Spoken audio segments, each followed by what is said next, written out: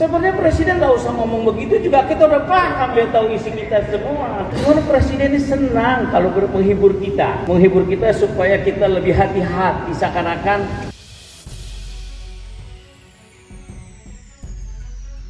informasi yang saya terima komplit dari intelijen saya ada, dari intelijen di Polri ada, dari intelijen di TNI saya punya.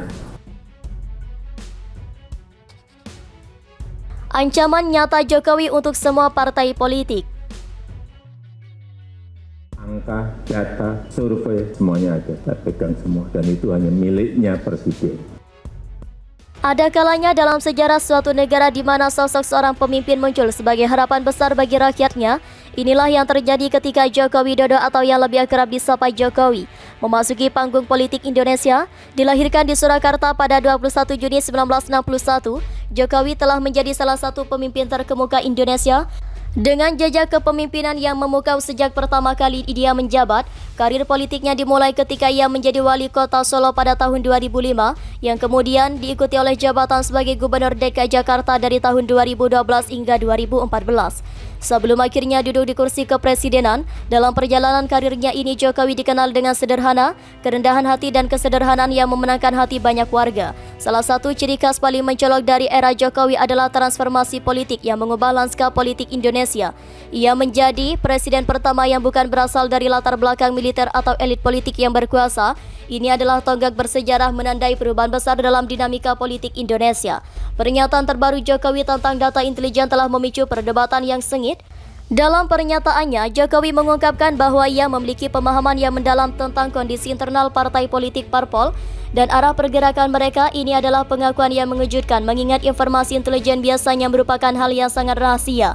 Namun banyak yang mengkritik pernyataan ini. Mereka berpendapat bahwa seorang presiden tidak seharusnya membocorkan informasi intelijen seperti ini. Selain itu, ada kekhawatiran bahwa lembaga intelijen bisa disalahgunakan untuk kepentingan politik. Jokowi adalah presiden pertama yang berasal dari kalangan rakyat yang memberikan harapan akan pemerintahan yang lebih inklusif dan berorientasi pada kepentingan rakyat di tengah dominasi politik oleh figur-figur kuat yang memiliki ikatan dengan militer atau elit politik. Kepemimpinan Jokowi menjadi penyegaran yang sangat dibutuhkan. Pada tahun 2019, Indonesia menyelenggarakan pemilihan umum presiden Pilpres dan pemilihan umum legislatif Pileg. Hasil dari kedua pemilihan ini menjadi tolak ukur penting untuk mengukur dukungan rakyat terhadap Jokowi dan partainya.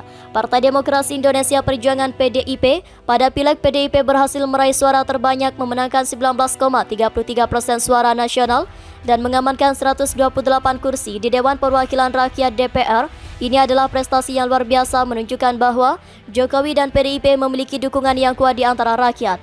Di Pilpres, Jokowi berhasil mempertahankan jabatannya sebagai presiden. Dia memenangkan pemilihan dengan perolehan suara sekitar 55,5%, mengalahkan calon lawannya Prabowo Subianto. Kemenangan ini menegaskan bahwa masyarakat Indonesia masih mempercayai visi dan program pemerintahan Jokowi. Pernyataan terbaru Jokowi tentang data intelijen telah memicu perdebatan yang sengit.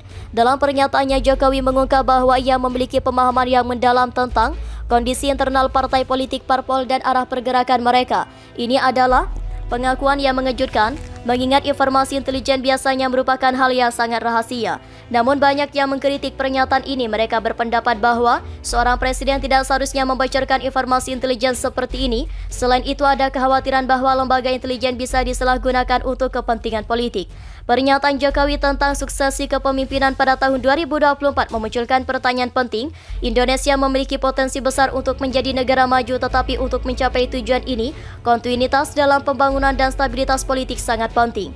Jokowi menyebutkan bahwa berdasarkan analisis para ahli dari berbagai lembaga, Indonesia hanya memiliki 3 periode kepemimpinan untuk mengubah statusnya dari negara berkembang menjadi negara maju.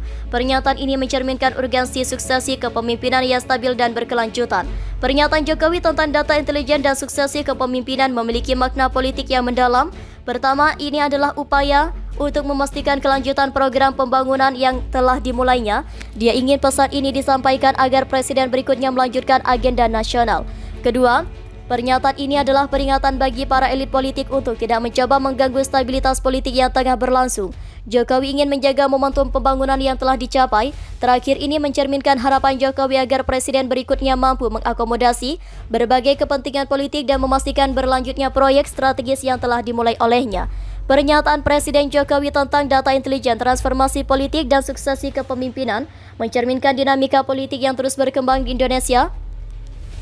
Bagaimana pernyataan ini akan mempengaruhi arah politik dan nasib bangsa ini adalah pertanyaan yang akan terus diperdebatkan di masa depan. Yang pasti, era Jokowi adalah salah satu yang akan dikenang dalam sejarah politik Indonesia.